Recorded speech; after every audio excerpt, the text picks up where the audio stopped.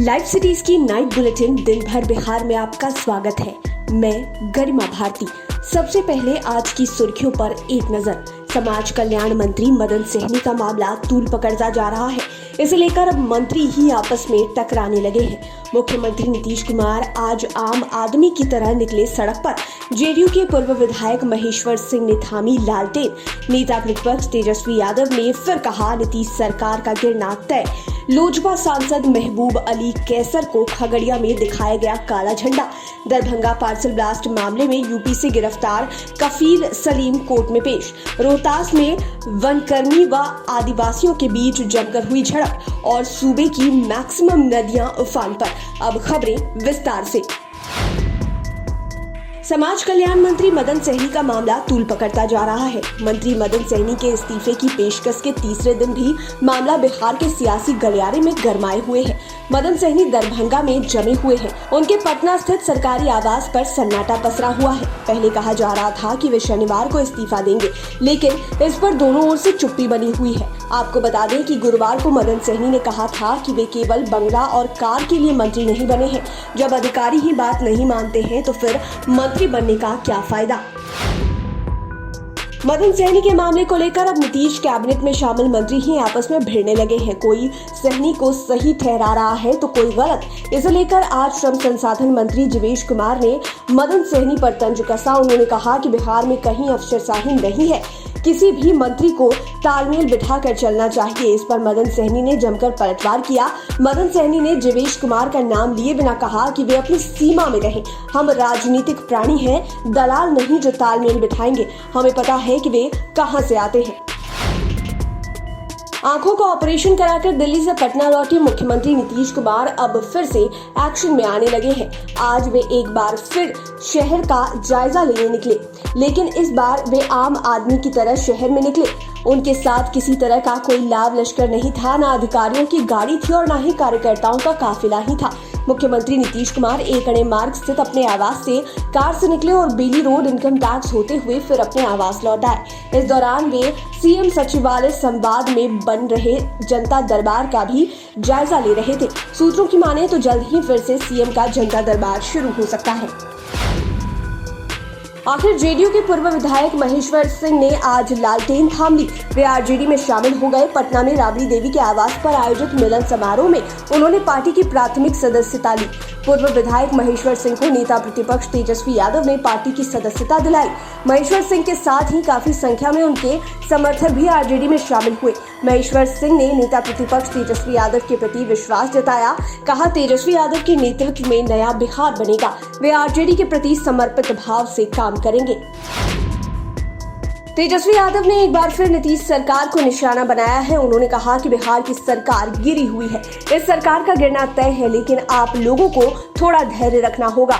सरकार के बारे में बिहार की जनता भी भली भांति जानती है। उन्होंने कहा कि बिहार में अफसरशाही पूरी तरह से बेलगाम हो गई है।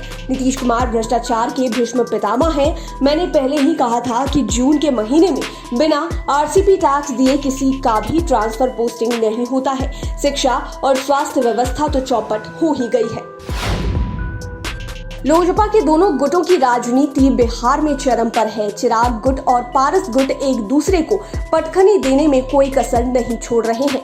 पारस गुट के नेताओं को जगह जगह विरोध भी सहना पड़ रहा है। ताजा मामला बिहार के खगड़िया जिले का है, जहां लोजपा सांसद महबूब अली कैसर को काला झंडा दिखाया गया। कैसर 2019 में लोजपा के टिकट पर खगड़िया संसदीय क्षेत्र से चुनाव जीते थे। अभी वे पारस गुट में हैं। आज जब वे अपने संसदीय क्षेत्र खगड़िया पहुंचे तो चिराग गुट के लोगों ने उनका जमकर विरोध किया, उनके खिलाफ नारेबाजी की और लोगों ने उन्हें काले झंडे दिखाए। दरभंगा जिले में पिछले माह हुए पार्सल ब्लास्ट मामले में एनआईए की जांच तेज हो गई है। इस मामले में अब तक 4 लोगों को गिरफ्तार किया गया है। इनमें से 2 लोगों में मोहम्मद इमरान मलिक और मोहम्मद नासिर मलिक को कल ही कोर्ट में पेश किया गया था, जबकि कफील और सलीम को आज कोर्ट में पेश किया गया है। कोर्ट ने दोनों को 1 सप्ताह के लिए रिमांड पर दिया है। कफील और सलीम को यूपी के शामली तो इमरान और नासिर को हैदराबाद से गिरफ्तार किया गया था। इसके पहले कफील और सलीम को आज ही दिल्ली से पटना लाया गया। इसे लेकर दोनों ही तरफ एयरपोर्ट पर सुरक्षा कड़ी कर दी गई थी। कोर्ट में पेशी के पहले कफील और सलीम को आईजीआईएमएस में हेल्थ चेकअप कराया गया था।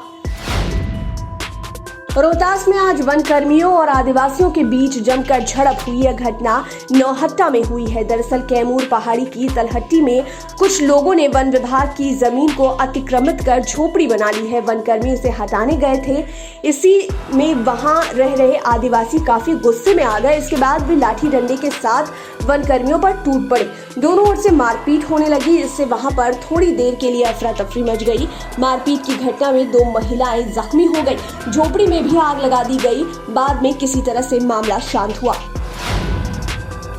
पटना नगर निगम के खिलाफ आज जाप के लोगों ने जमकर प्रदर्शन किया। वे लोग टैक्स बढ़ोतरी का विरोध कर रहे थे। जाप के लोगों ने बांकीपुर अंचल कार्यालय के सामने हंगामा किया, सरकार के खिलाफ नारेबाजी की। प्रदर्शनकारियों ने कहा कि कूड़ा कचरा उठाने के नाम पर टैक्स को मनमाने ढंग से बढ़ा दिया गया। इतना ही नहीं, अब सब्जी वालों से भी टैक्स लिया जाएगा। प्रदर्शन के दौरान जाप के राष्ट्रीय महासचिव राजेश रंजन पप्पू ने कहा कि कोरोना काल में नगर निगम ने कचरा उठाने के नाम पर जो टैक्स बढ़ाया है वो अमानवीय है। मॉनसून का कहर अब नदियों पर दिखने लगा है। 13 जून से हो रही बारिश ने अब उत्तर बिहार में बाढ़ का रूप ले लिया है। सूबे की मैक्सिमम नदियां उफान पर है। गंगा, पुनपुन, सोन और फल्गु नदी को छोड़कर बाकी नदियां खतरे के निशान के पास पहुंच गई है। कुछ नदियां तो लाल निशान के पार हो गई है। मोतिहारी में तो बाढ़ का कहर सुगौली, बंजरिया, संग्रामपुर, केसरिया आदि इलाकों में भी देखने को मिल रहा है। इससे लोग अंदर से सहमे हुए हैं। लाइव सिटीज की नाइट बुलेटिन में फिलहाल इतना ही। खबरों की दुनिया में बने रहने के लिए हमारे चैनल को सब्सक्राइब करें। ये वीडियो फेसबुक पर देख रहे हैं तो पेज को लाइक करें। साथ ही साथ आप हमें ट्विटर पर भी फॉलो कर सकते हैं। धन्यवाद।